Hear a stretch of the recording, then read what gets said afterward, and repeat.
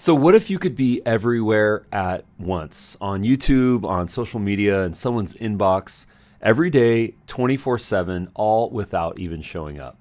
Well, I tried. I spent a full week cloning myself with AI using HeyGen and ElevenLabs. A couple of things here. I used a professional studio, $6,000 microphones. I even got my car towed in downtown Los Angeles while doing it. That's a true story. All to answer this one question. Can you replace yourself with an AI version and still connect with people? And I've got to be honest with you, the answer shocked me. Now stick around to the end of this video because I'm going to give you one high value truth that nobody in the AI industry wants to admit. And by the way, before we get started, I wanted to encourage you to subscribe to this channel and click the notifications bell. Thanks. And this piece of information can save you thousands of dollars and months of wasted time. So let's get into this, okay? The first thing is how I clone my face using AI. I started with HeyGen, one of the most popular tools to create AI avatars. There are three main ways to clone your face. The first one is sort of a quick and dirty way to do it, which is to upload a single image of yourself. But the best way is to record a professional studio video with a green screen and a 4K camera to make the quality absolutely perfect. I went all out on this. I rented out a video studio, professional lighting, the whole deal. Now, here's what my outputs look like. I'd love to share this with you, and I'd love to get your feedback in the comments. So this first output is the low quality output. It's unnatural, it's awkward, it's glitchy, weird mouth movements. I'm Ruben, founder of Dub. Not a huge fan of this. The second is sort of a medium quality one, which is slightly better. Welcome to the new era of video creation with HeyGen. It still gives off a little bit of a weird vibe, like I'm trying to clone myself and it's kind of obvious. And then here's an example of a high quality output. The resolution's a lot better. If you're in sales and not getting responses, it's usually because people don't trust you or don't see the value. But as you start to really notice it, you might notice that some of the details are a little bit awkward. The eye movements, the head movements, the arms, the hands, a little strange. But here's where the whole thing completely and totally falls apart. The audio. What I use for the audio here is the off-the-shelf voice cloning, which it didn't sound very good. It was kind of like AI trying to do a knockoff version of me after 5 tequila shots. It sounded robotic, bland, untrustworthy. It missed the notes. I wasn't a fan of this. It was basically unusable. What this really triggers is something that we call the uncanny valley. And it's that creepy feeling that you get when something looks human, but it isn't. The dead eyes, the zombie teeth, the weird little twitches, and the ghostly fingers. It's that unsettling feeling that we get where the believability plummets in this uncanny valley of believability and comfort. What it does is that it breaks trust instantly. No one is going to connect with us if they see a video like that, unless it's a transparent thing or a training thing or some specific reason why you have to use that. I was not a fan of this whatsoever. What I knew I needed to do was clone my voice in a professional way. So I decided, of course, to do this in the right way. So how did I clone my voice? Well, this is what it looked like. The first thing is that I used ElevenLabs. This is a voice-based AI company to clone my voice. And there's 3 levels of the quality of voice. The lowest quality voice that we could do is something that's strictly off the shelf, which is just to grab a voice from their library. It's quick and dirty, it's fast, but this does not sound like you, okay? It's someone else's voice. If you're in sales and not getting responses, it's usually because people don't trust you or don't see the value.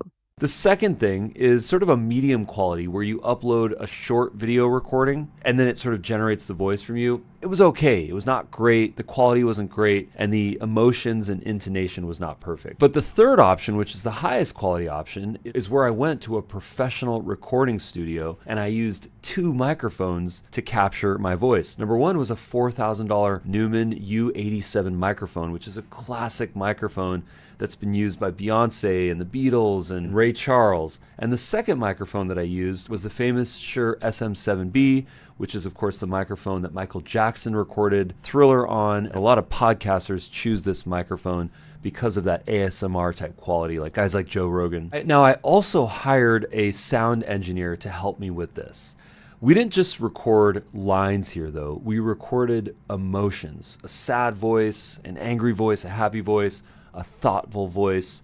We were really specific with our scripts to capture those emotions so that the breadth and the spectrum of the voice could allow for some dynamics. Here's the deal. If AI doesn't understand your emotional range, it's just going to sound flat. It's not going to be interesting. So it's really important to record a wide breadth of emotions when you record your voice. Now here's a couple of samples. Okay, so this is a sample of my voice. I'm going to go ahead and say a couple of words. I'm going to show some big passion. I'm really excited about this. And now I'm going to just be a little bit more subdued and be a little bit more morose. Yeah, that's interesting. And now I'm going to show some real curiosity here because I'm really genuinely curious about what you have to say about that. Because after all, I really do care. Really. Okay, so that was 30 seconds. Now that was only one clip. I actually can go and do some additional clips. So this is 30 seconds of audio sample. Each star is a wish waiting to be made. And then this is the medium quality voice. Each star is a wish waiting to be made. And then this is a sample of the high quality voice. Baking is like dreaming with your hands.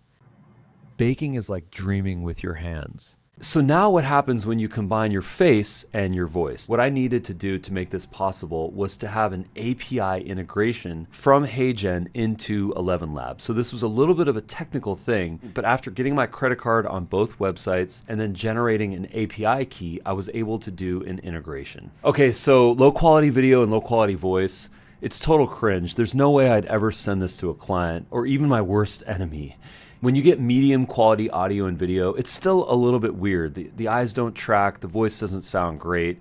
It's not perfect. Sometimes the timing is off and the movements are not quite there.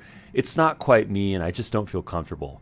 Now, here's an example of the high quality audio and video. Okay, so we are in ElevenLabs right now, and I'm going to play two things for you. Number one, I'm going to play a quick sample of my voice that's been AI generated. Take a listen. Baking is like dreaming with your hands.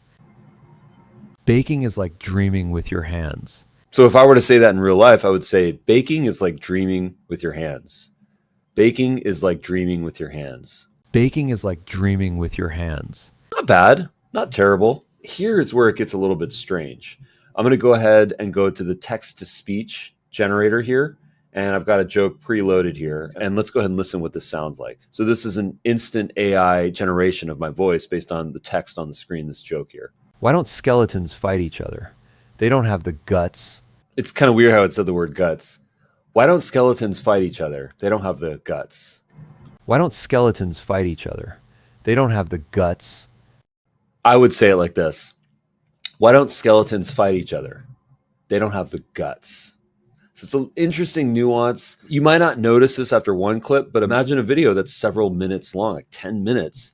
If you keep hearing these kind of awkward intonations of words, is it going to lose trust? Maybe. It's actually pretty believable for the first 5 or 10 seconds. You could definitely fool someone for the first 10 seconds here. But then it starts to get weird and it does things that I'd never do, like randomly nod or wave. It learned gestures from previous videos and assumed that I wanted them there, but I did not. They were not appropriate. So the way that the audio and the video was matching together was just a little bit discordant, which made me lose trust. And that's the big problem.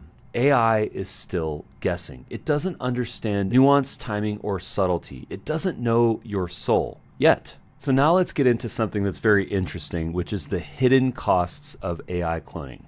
Here's what nobody tells you about AI video. Even if you go all in, even if you use the best tools and studios, even if you spend thousands and thousands of dollars, you're still going to spend a tremendous amount of time generating your clips. The engineer that I worked with generated each sentence 10 times, one clip at a time, just to make a 60-second video. That is not scalable. That's not efficient. That's insane. In fact, at one point, we joked about it. We spent 3 hours generating this one 3-second clip. Why don't we just pull out a phone and record it in 10 seconds? Honestly, that was a moment I realized something. There is a truth that no AI tool is going to tell you. If you want to make great video content for your brand or your business, you're probably better off showing up. Here's what I recommend instead. Block off 1 day a week or 1 day a month. Batch record your YouTube, social, or video email content. Use a teleprompter. In fact, the Dub mobile app has a best-in-class teleprompter. Record multiple clips and record them with real emotion. Keep it simple with a good mic, good lighting, and the real you. And if you need help with your story, use AI to help you craft a script where you start with a hook and provide tons of value. In fact, on the Dub mobile app, we have an AI writer built right into the app where you can click one button and directly import it into the teleprompter so that you're recording within seconds. What will happen if you bring this authenticity? You'll build trust faster. You'll sound like yourself. You'll save time and, yes, money. AI video might be useful for you today if there's specific reasons for this, like you can't record videos or you have a library of training materials that you need to get where you don't necessarily need that human touch. So AI can save you one day, but today it might just break your bank and your brand. Here's what I do instead and what you can use. I actually choose to batch record my videos. And in fact, we use Dub every single day. Dub is the video platform company that I founded to help people record videos with ease